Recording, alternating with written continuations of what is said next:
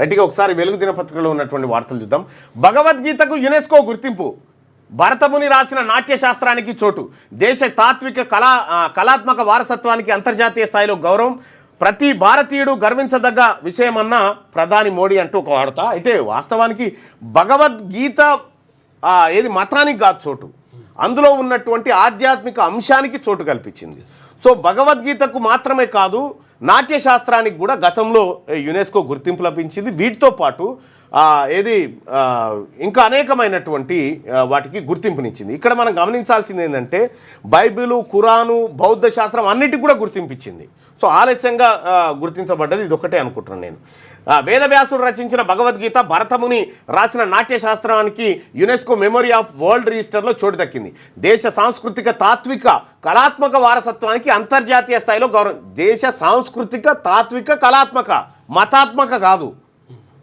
ఇప్పటి వరకు UNESCO memory of world రిజిస్టర్లో ఇండియా తరఫు నుంచి మొత్తం 14 ఎంట్రీలు ఉన్నాయి. ఈ విషయాన్ని కల్చరల్ టూరిజం శాఖ మంత్రి గజేంద్ర సింగ్ షెకావత్ ప్రకటించారు.